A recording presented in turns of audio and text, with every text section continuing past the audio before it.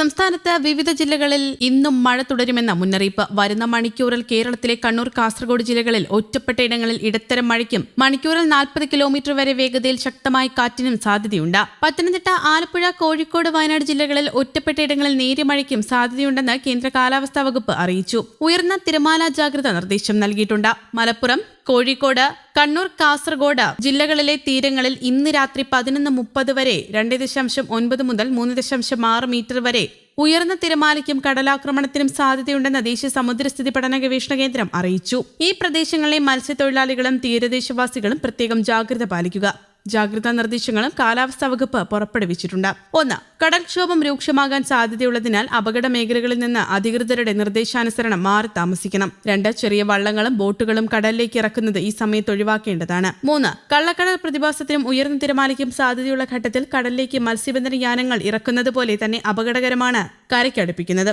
ആയതിനാൽ തിരമാല ശക്തിപ്പെടുന്ന ഘട്ടത്തിൽ കടലിലേക്ക് ഇറക്കുന്നതും കരയ്ക്കടുപ്പിക്കുന്നതും ഒഴിവാക്കേണ്ടതാണ്. അതേസമയം വർക്കല പാപനാശം ബീച്ചിലെ ക്ലിഫ് കുന്നിന്റെ താഴ്ഭാഗം ഇടിഞ്ഞു വീണിരുന്നു. കഴിഞ്ഞ കുറച്ച് ദിവസങ്ങളായി പ്രദേശത്ത് തുടരുന്ന ഇടവിട്ടുള്ള ശക്തമായ മഴയെ തുടർന്നാണ് മണ്ണിടിച്ചിലുണ്ടായതെന്നാണ് പ്രാഥമിക നിഗമനം. അപകട വിവരം അറിഞ്ഞ് ടൂറിസം വകുപ്പ് അധികൃതരും പോലീസും സ്ഥലത്തെത്തി പരിശോധന നടത്തി. വരും ദിവസങ്ങളിലും കനത്ത മഴ തുടരാൻ സാധ്യതയുണ്ടെന്ന് കാലാവസ്ഥാ വകുപ്പ് പ്രവചിച്ചതിനാൽ പ്രദേശത്ത് എത്തുന്ന വിനോദസഞ്ചാരികൾ അതീവ ജാഗ്രത പുലർത്തണമെന്ന് പോലീസ് കർശന മുന്നറിയിപ്പ് നൽകി. വിനോദസഞ്ചാര മേഖലയ്ക്ക് തന്നെ തിരിച്ചടിയാകുന്ന ഈ പ്രശ്നത്തിന് താൽക്കാലിക പരിഹാരങ്ങൾക്കപ്പുറം അടിയന്തരവും ശാശ്വതവുമായ സുരക്ഷാ ഇടപെടലുകൾ അധികൃതരുടെ ഭാഗത്തുനിന്ന് ഉണ്ടാകണമെന്നാണ് നാട്ടുകാർ ഒന്നടങ്കം ആവശ്യപ്പെടുന്നത്. കൂടുതൽ നാശനഷ്ടങ്ങൾ ഒഴിവാക്കാനും സഞ്ചാരികളുടെ സുരക്ഷ ഉറപ്പാക്കാനും അപകട മേഖലയിലേക്ക് ആളുകൾ പ്രവേശിക്കുന്നത് തടയാൻ താൽക്കാലിക ബാരിക്കേഡുകൾ ഉൾപ്പെടെയുള്ള സംവിധാനങ്ങൾ ഏർപ്പെടുത്തുമെന്ന് അധികൃതർ വ്യക്തമാക്കിയിട്ടുണ്ട്. തെക്കൻ ഗുജറാത്ത് തീരം മുതൽ കേരള തീരം വരെ നിലനിൽക്കുന്ന തീരദേശ ന്യൂനമർദ്ദ പാത്തിയും ബംഗാൾ ഉൾക്കടലിൽ രൂപപ്പെട്ട ശക്തമായ തീവ്ര ന്യൂനമർദ്ദവുമാണ് നിലവിലെ കാലാവസ്ഥാ വ്യതിയാനത്തിന് കാരണം.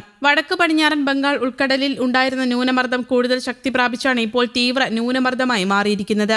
ഇതിന്റെ സ്വാധീന ഫലമായി ഇന്നും നാളെയും കേരളത്തിൽ ഒറ്റപ്പെട്ട അതിശക്തമായ മഴയ്ക്കും ജൂലൈ 9 വരെ ശക്തമായ മഴ തുടരാനും സാധ്യതയുണ്ട്. അതേസമയം മുംബൈയിൽ കനത്ത മഴ തുടരുന്ന സാഹചര്യത്തിൽ വിദ്യാഭ്യാസ സ്ഥാപനങ്ങൾക്ക് ഇന്ന് അവധി പ്രഖ്യാപിച്ചു. സർക്കാർ, മുനിസിപ്പൽ, സ്വകാര്യ സ്കൂളുകൾക്കും കോളേജുകൾക്കും അവധി ബാധകമാണ്. നഗരത്തിൽ തിങ്കളാഴ്ചയും അതിശക്തമായ മഴയ്ക്ക് സാധ്യതയുള്ളതിനാൽ ഓറഞ്ച് അലർട്ടും പ്രഖ്യാപിച്ച പശ്ചാത്തലത്തിൽ വിദ്യാർത്ഥികളുടെ സുരക്ഷ കണക്കിലെടുത്താണ് തീരുമാനമെന്ന് അധികൃതർ അറിയിച്ചു. സർക്കാർ, സ്വകാര്യ ഓഫീസുകൾ സാധാരണ നിലയിൽ പ്രവർത്തിക്കും. ജനങ്ങൾ അത്യാവശ്യ കാര്യങ്ങൾക്ക് മാത്രമേ വീടിന് പുറത്തിറങ്ങാവൂ എന്നും അധികൃതർ അറിയിച്ചിട്ടുണ്ട്. കഴിഞ്ഞ ഏതാനും ദിവസങ്ങളായി തുടരുന്ന കനത്ത മഴയിൽ മുംബൈയിൽ വെള്ളക്കെട്ട് രൂക്ഷമാണ്. ഞായറാഴ്ച രാവിലെ 8 മണിവരെയുള്ള 24 മണിക്കൂറിനിടെ പലയിടങ്ങളിലും 200 മില്ലിമീറ്ററിലധികം മഴ പെയ്തിറങ്ങിയെന്നാണ് BMCയുടെ കണക്ക്. ചിലയിടങ്ങളിൽ 300 മില്ലിമീറ്ററിലധികം മഴ ലഭിച്ചു. മഴക്കെടുതിയിൽ ഇതുവരെ സ്കൂൾ വിദ്യാർത്ഥിയടക്കം 3 പേർക്ക് ജീവൻ നഷ്ടമായി. ഞായറാഴ്ച കുർള വെസ്റ്റിൽ മരം കടപുഴകി വീണ വയോധികൻ മരിച്ചതാണ് ഒടുവിലത്തെ സംഭവം. 63-കാരനായ യൂനിസ് കുന്താവാലയാണ് മരിച്ചത്. ശക്തമായ മഴയും കാറ്റും കാരണം മുംബൈയിലെ ഛത്രപതി ശിവാജി വിമാനത്താവളത്തിന്റെ പ്രവർത്തനം